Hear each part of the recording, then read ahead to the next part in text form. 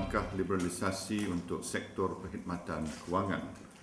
Sektor perkhidmatan kewangan merupakan komponen penting dalam ekonomi dan sumbangannya telah meningkat daripada 9.2% pada tahun 2000 kepada 11% pada tahun 2008. Dalam tempoh 3 tahun yang lalu, sektor kewangan dan insurans telah berkembang sebanyak 8.8% setahun, mengatasi pertumbuhan keluaran dalam negeri kasar benar sebanyak 6%. Terdapat lebih daripada 140,000 pekerja dalam sektor perbankan dan insurans di Malaysia. Melangkah ke hadapan, sektor kewangan dijangka menjadi pendorong dan pemangkin pertumbuhan ekonomi yang lebih penting dalam peralihan Malaysia ke arah mencapai status ekonomi maju pada tahun 2020. Sektor kewangan dijangka memenuhi tuntutan ekonomi yang semakin bertambah dan memacu perubahan ekonomi ke fasa pembangunan seterusnya. Menyediakan produk dan perkhidmatan kewangan bertaraf dunia yang mempunyai nilai ditambah yang tinggi pada harga yang kompetitif dan mempercepat pertumbuhan ekonomi, sektor ekonomi baru termasuk aktiviti-aktiviti lain dalam sektor perkhidmatan.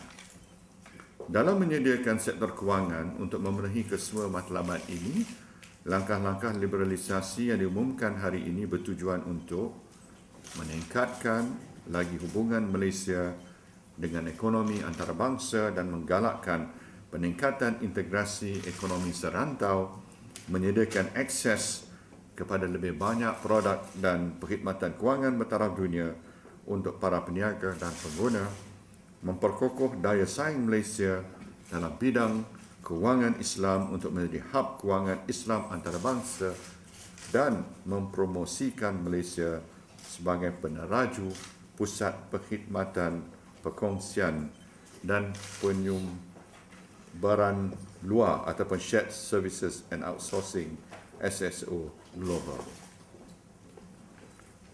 Langkah-langkah liberalisasi ini akan dilaksanakan dari tahun 2009 hingga tahun 2012 adalah sejajar dengan inisiatif kerajaan untuk menggalakkan perubahan struktur dalam ekonomi dan mempelbagaikan sumber pertumbuhan untuk terus memacu pertumbuhan ekonomi negara.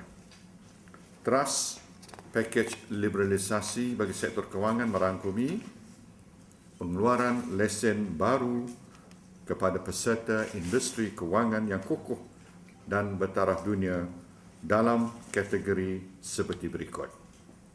Dalam tahun 2009 sehingga 2 lesen perbankan Islam baru kepada peserta asing untuk menubuhkan bank-bank Islam baru dengan modal berbayar sekurang-kurangnya $1 bilion Amerika. Dalam tahun 2009, 2 lesen perbankan perdagangan baru akan ditawarkan kepada peserta asing yang akan membawa kepakaran khusus. Dalam tahun 2011, sehingga 3 lesen perbankan perdagangan baru akan ditawarkan kepada bank-bank bertaraf dunia yang dapat memberikan manfaat besar kepada Malaysia. Dalam tahun 2009, 2 lesen takaful keluarga baru akan diberikan. Keutamaan akan diberikan kepada peserta yang mempunyai keupayaan untuk menyumbang dalam bidang-bidang yang memerlukan peningkatan dan bidang pertumbuhan baru dalam sistem kewangan negara. Ini juga akan memperkokoh kedudukan Malaysia sebagai hub kewangan Islam antarabangsa. Pelonggaran akan diberikan bagi meningkatkan had equity asing, bank pelaburan, bank Islam, insurans, syarikat insurans dan pengendali takaful daripada 49 kepada 70%. Hubungan ini akan memperkokoh potensi perniagaan dan meningkatkan prospek pertubuhan institusi kewangan melalui kepakaran antarabangsa dan rangkaian hubungan global pemilik asing. Had pegangan ekuiti asing bagi bank perdagangan domestik tetap kekal pada tahap 30%. Memberi lebih fleksibiliti kepada institusi kewangan asing yang beroperasi di Malaysia untuk memperluas jangkauan produk dan perkhidmatan kewangan, terutamanya melalui pembukaan cawangan baru. Ini adalah bagi mencapai akses yang lebih meluas dalam memberikan perkhidmatan kewangan dan meningkatkan penembusan insurans di dalam negeri. Bank-bank perdagangan asing yang diperbadankan di Malaysia akan dibenarkan untuk membuka 4 cawangan baru dalam tahun 2010 dan 10 cawangan pembiayaan mikro pada tahun ini. Lebih fleksibiliti akan diberikan kepada peserta luar pesisir Labuan.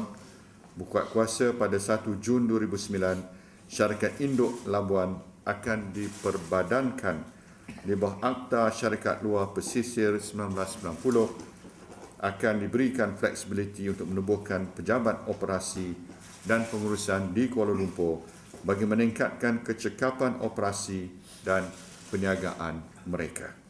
Inisiatif ini akan membolehkan syarikat induk Labuan menjalankan perniagaan mereka dengan lebih berkesan dan cekap. Bagi menyediakan persekitaran perniagaan yang lebih fleksibel dari segi pengendalian, institusi perbankan luar pesisir yang dilesenkan oleh Lembaga Perkhidmatan Kewangan Luar Pesisir Labuan LOFSA yang memenuhi kriteria yang telah ditetapkan akan diberikan fleksibiliti untuk beroperasi di dalam negeri atau onshore mulai tahun 2010. Syarikat insurans luar pesisir yang dilesenkan oleh LOFSA dan memenuhi kriteria yang telah ditetapkan juga akan diberikan fleksibiliti untuk beroperasi di dalam negeri onshore mulai tahun 2011.